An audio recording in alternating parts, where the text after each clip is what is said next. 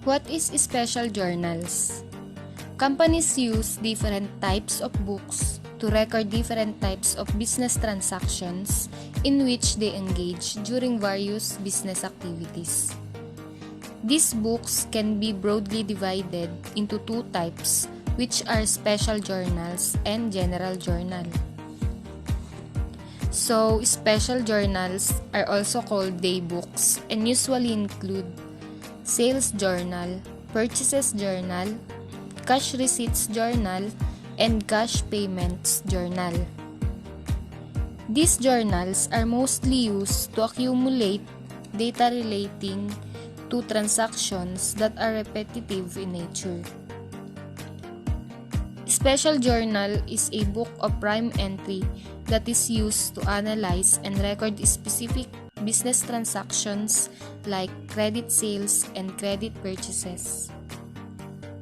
The purpose of the special journal is to differentiate specific transactions from other transactions so that they can be better managed, handled, and controlled.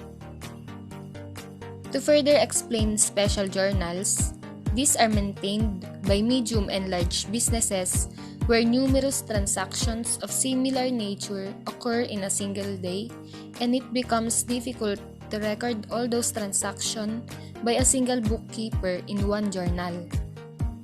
It is a more systematic form of recording transactions and may consist of many columns depending on the information needs of the bookkeepers, accountants, managers, owners, and auditors.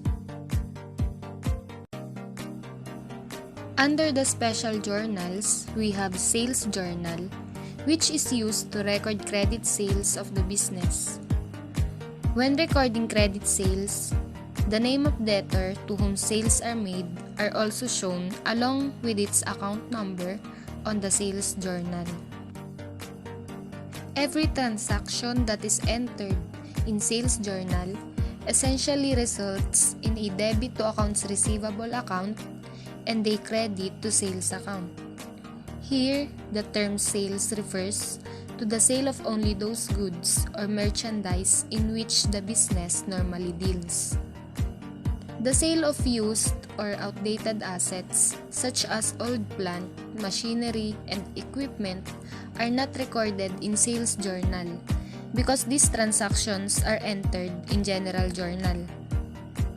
When the seller sells merchandise on credit, he prepares an invoice known as sales invoice or outward invoice. This invoice is sent to the customer, usually along with the merchandise. Seller also prepares a duplicate copy of sales invoice. This duplicate copy is kept by the seller with him because the entry in the sales journal is made on the basis of it. The entries in sales journal must be posted from sales journal to individual accounts in accounts receivable, subsidiary ledger, and general ledger. First column is used to record the date on which the sale is made. Normally, it is the same date as written on the invoice. On the fifth column, the net amount receivable from customers is written. In the general ledger, the accounts receivable account is debited and sales account is credited by the total of this column. The PR or post reference is used to enter account numbers of individual accounts in the accounts receivable subsidiary ledger in which the entries are posted.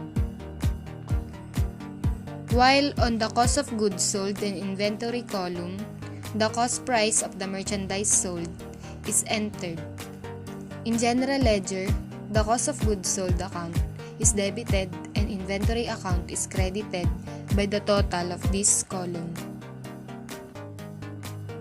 At the end of each day or immediately after the transaction has been performed, the individual entries are debited to appropriate accounts in accounts receivable subsidiary ledger. The totals of accounts receivable and sales column is debited to accounts receivable account in the general ledger. At the end of each month or another appropriate period, the column totals of the sales journal are posted to relevant general ledger account. The total of cost of goods sold and inventory column is debited to cost of goods sold account and credited to inventory account in the general ledger. Always remember to update the account balances and the posting references. Here are the advantages of sales journal. Having one line entry for each sales transaction saves time. Only totals rather than individual entries are posted to the general ledger. And lastly, a division of labor results.